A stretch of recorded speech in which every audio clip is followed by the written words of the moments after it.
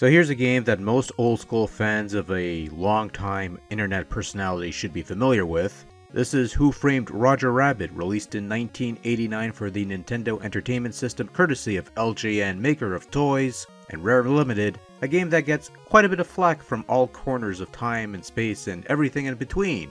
Based on the revolutionary and popular 1988 film of the same name, you assume the role of private detective Eddie Valiant, and much like the movie, you're out looking for clues to discover the truth behind the murder of Marvin Acme and hopefully clear poor Roger Rabbit's name.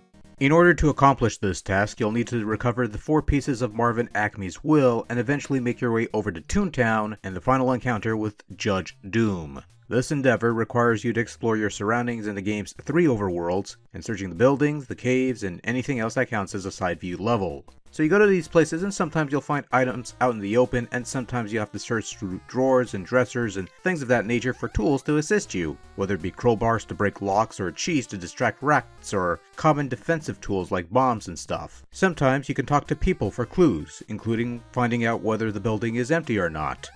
You'll be getting that quite a bit in this game. Who Framed Roger Rabbit is a completely random experience each time you play, and I really do mean random, as item placements change with every new game. So it really becomes one of those games where you have to search every nook and cranny to find the tools that will help you in your detectiving work, because the pieces are randomized each time you play. In some strange way, this gives the game a bit of replay value because the randomization aspect means you'll never play the same game twice. This gives Roger a bit of uniqueness on the NES, but it also hurts the game somewhat. While the city of Los Angeles is vast, it's not very exciting. With the exception of a few choice locations, every building has the same exterior, the same interior, and not much else of note. Even Toontown suffers from this issue, and it's even more barren than the park. So it becomes easy to lose track of your surroundings because everything looks the same and you wonder if you've been here before. And searching for items, you search, you wait, you end up with nothing. This is a good chunk of the game. It wouldn't be so bad if the people had more helpful information, but they don't. And really, how could they? Everything changes with each new game. Now while you're doing the whole private dick thing, you also have weasels on your tail who will stop at nothing to get their hands on Roger Rabbit.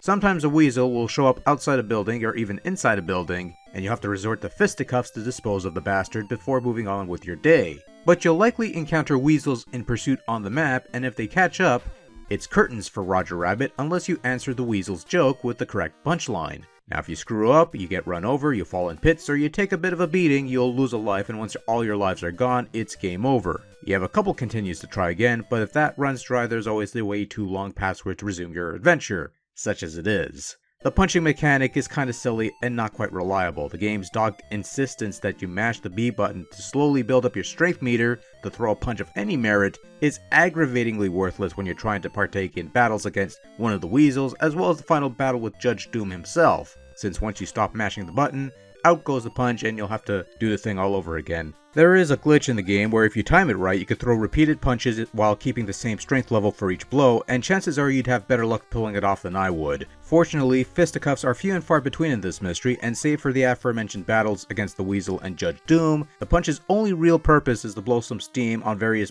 innocent bystanders, as well as knock Roger Rabbit around for a loop. The really sad thing is that I had more fun punching innocent bystanders in the face and sending Roger Rabbit flying to the moon than play through the tedious adventure game ahead of me. It's a pity because on paper, a nice little adventure game where you search for clues to solve a mystery would have been a great time, and instead we get this. Oh well. Who Framed Roger Rabbit has so-so graphics. On the surface, you have large characters that are simplistically drawn but are recognizable enough in regards to the major players. Eddie looks like Eddie, Roger looks like Roger, the Weasels look like the Weasels, and so on and so forth. The overworld map looks alright even if it's lacking a bit more of a punch. I've got very little to say in this regard. It looks alright for a typical NES game, nothing special really. Now because this is a game designed by Rare, it's going to have music by David Wise, because almost every Rare game on the NES has music by David Wise. That means a distinct sound or tone or something that makes it identifiable as a Rare game with music by David fucking Wise, for better or worse. That having been said, Who Framed Roger Rabbit has so-so tunes. There's a nice variety of moods and a somewhat small pool of tunes on display, whether it be the Gumshoe-esque theme that plays when you're in buildings, or the somewhat jovial Toontown tunes, or the spooky cavern music. It's not great stuff or anything, merely serviceable. Sound effects are the usual catalog of Rare sound effects, some decent, some not so decent, nothing really special. Who Framed Roger Rabbit for the NES is one of those games where you had a fairly solid idea marred by less than stellar execution. Going around town looking for clues and items to further your case, fending off weasels with bad jokes, you could potentially craft something resembling a decent game here. A point-and-click adventure game of sorts would have been a good format for that sort of thing, and believe it or not, it's a concept that isn't exactly foreign on the NES, with games like Maniac Mansion, Nightshade, and Tombs and Treasure. What we have here on the NES, courtesy of LJN, maker of toys and Rare Limited, is a game based on a popular film that is unfortunately not very good. Featuring bland and repetitive gameplay that overstays its welcome 10 minutes into a new game, as well as a randomizer feature that seemed like a neat idea on paper, but not that well executed. All in all, Who Framed Roger Rabbit is nowhere close to being one of the terrible turds in the NES library, but it's not something that's worth going out of your way to track down and play unless you're into the whole tedious busywork routine in video games. It looks somewhat decent at least, but that's really all it has going for it, and sometimes that's just not enough.